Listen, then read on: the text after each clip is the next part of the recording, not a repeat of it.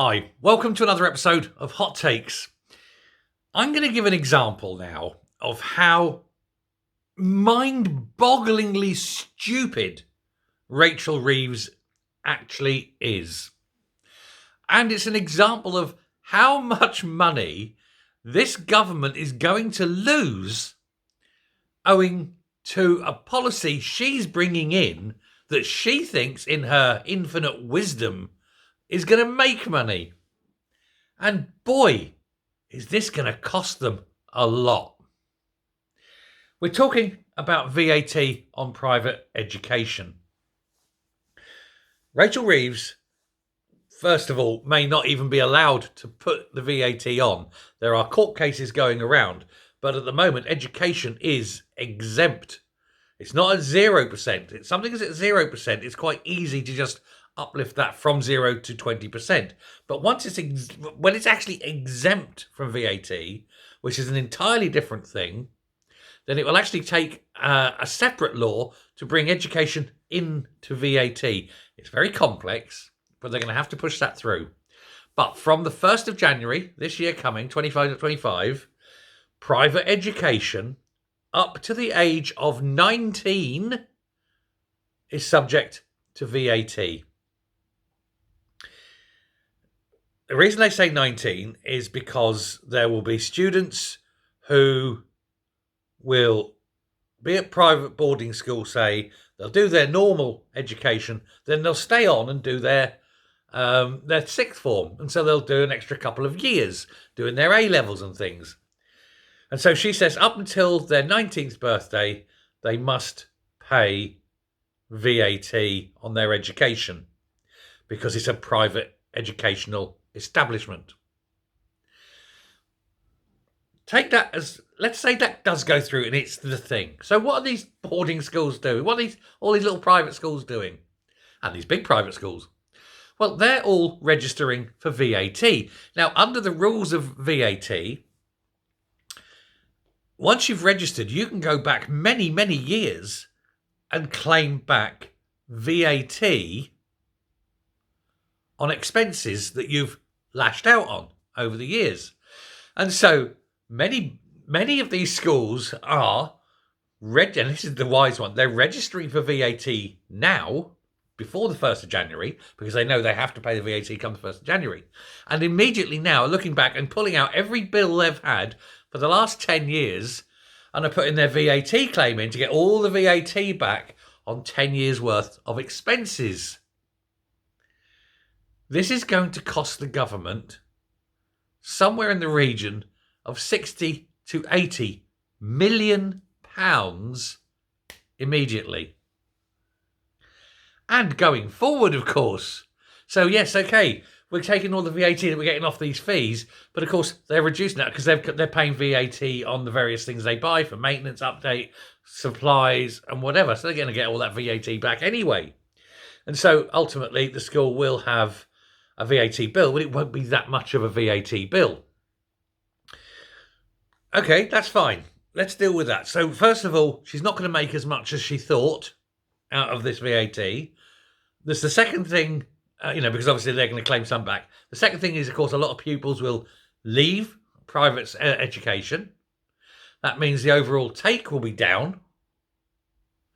So that'll reduce what they take in VAT. All those pupils then go into the state school, which means the government has to pay out for all the education on the state side, which is going to cost them a lot more money than they thought, and thus still further reducing the net gain. And that's not even taking into consideration the, say, £80 million they're going to have to fork out in VAT at the start of this. And the Tories have already said next time they're in power, they're going to take it off again anyway and reverse it. So bear that in mind. But here's where the true genius that is Rachel Reeves has failed to take account of her idiocy. Because the line is that pupils in a private educational establishment up until the age of 19 will have to pay VAT. Think about universities. They are private educational establishments. And the vast number of people who go to university start when they're 18. Now, let's say the academic year starts in September, and you've got someone who's signed up for the first year, and their birthday is early or October. Now, that means that when they come to charge them their annual fee, for that first month, they have to divide it by 12, and then for that 1/12th, charge VAT on top of that 1/12th of that education. Because at the end of the month, they'll be 19, you see. And so VAT doesn't apply then. And then for some poor bugger whose birthday's in the following July, I'll have to pay VAT on the whole thing. But that's unfortunate, but that's the way it is. That's the way they have made this law. However, some of these courses are 3 years, some of them are 4 years. You might get a gap year. If you're doing something medical, it could take 7 years. And they're only going to be able to claim the VAT on that education for a small portion right at the beginning. However, in order to pay that VAT over, every university in Britain will have to VAT register. And what happens the moment they VAT register? Well, it means they can claim everything they buy and they claim the VAT on it back. But here's the rub.